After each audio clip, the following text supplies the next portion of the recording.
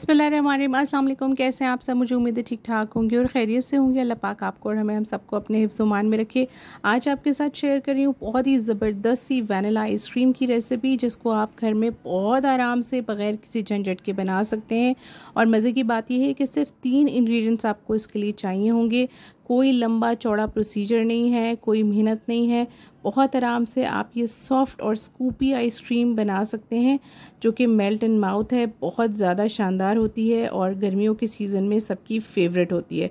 तो मेरी तमाम टिप्स और ट्रिक्स को गौर से सुनिएगा और वीडियो को एंड तक देखिएगा, ताकि कोई भी पार्ट मिस ना हो और आपकी आइसक्रीम जो है इसी तरह बहुत शानदार और ख़ूबसूरत और मज़ेदार बने। तो चलिए स्टार्ट करते हैं।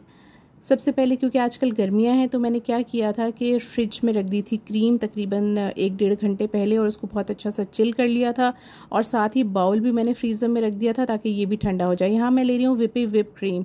ये बहुत आराम से अवेलेबल होती है, नॉन डेयरी क्रीम होती है। आप अगर चाहें तो कोई और सी विपिंग क्रीम भी ले सकते हैं, लेकिन इसका रिज़ल्ट जो है वो सबसे बेस्ट है इस आइसक्रीम के लिए।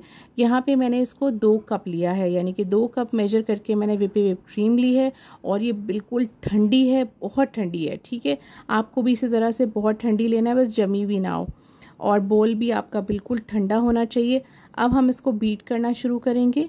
अगर आपके पास बीटर नहीं हो तो आप चॉपर में भी आइसक्रीम बना सकते हैं, बहुत अच्छी बनती है और कोई फ़र्क नहीं होता। ब्लेंडर में मैंने कभी ट्राई नहीं किया है, आप चाहें तो ट्राई करके देख लीजिएगा, हो सकता है अच्छी बन जाए। लेकिन चॉपर में मैं ट्राई कर चुकी हूँ और बीटर में भी, तो ये बहुत अच्छी बनती है।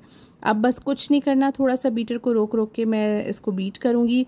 और इतना बीट करना है कि इसके जो हैं वो अच्छे से फ्लफ़ी से पीक्स बन जाएं। ये देखें, ये बस मैं इसको बीट करती जा रही हूँ। तकरीबन आपको 6 से 7 मिनट लगेंगे।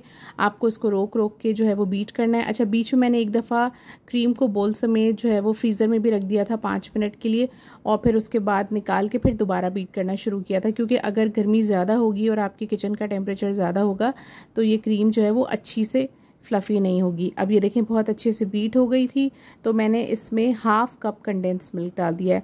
क्योंकि ये जो विप क्रीम होती है ना, ये मीठी होती है, तो इसमें शुगर कंटेंट ऑलरेडी होता है, तो इसलिए मैंने हाफ़ कप डाला है। अगर आपकी क्रीम फीकी हो तो फिर आप 1 कप डाल लीजिएगा। 1 टेबलस्पून मैंने इसमें डाला है वैनिला एसेंस। कोई भी वैनिला एसेंस आप ले लीजिएगा। और अब देखें जनाब, कितनी मज़ेदार सी आपकी आइसक्रीम सिर्फ इन 3 चीज़ों से रेडी होगी। और ये देखें, ये बहुत अच्छी सी बीट हो गई थी, इतनी बीट हो गई थी कि प्याले से गिर नहीं रही थी। अब मैंने इसको किसी एयर टाइट कंटेनर में डाल लिया है और मैं बस बराबर कर रही हूँ ताकि इसमें कहीं एयर ना जाए। और मैं इसको बंद करके तकरीबन 4 से 6 घंटे के लिए फ्रीज़र में रखूँगी।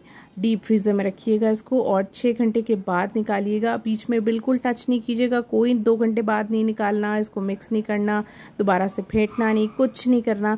और ये नहायत शानदार सी आइसक्रीम आपकी बहुत ईज़िली बनकर रेडी हो जाएगी। और जब आप इसको सर्व करेंगे तो आप बिलीव करेंगे, कोई मानेगा नहीं कि ये आपने घर में बनाई है। और आप देखें ये कितनी स्मूथ है कि जब मैं इसको निकाल रही हूँ तो कितने ज़बरदस्त तरीके से ये डिश आउट हो रही है, और बहुत ज़बरदस्त सा स्कूप इसका जो है वो निकला है। तो जनाब फटाफट से जाइए और ये आइसक्रीम बनाइए और मुझे कमेंट करके ज़रूर बताइएगा कि ये आइसक्रीम आपकी कैसी बनी।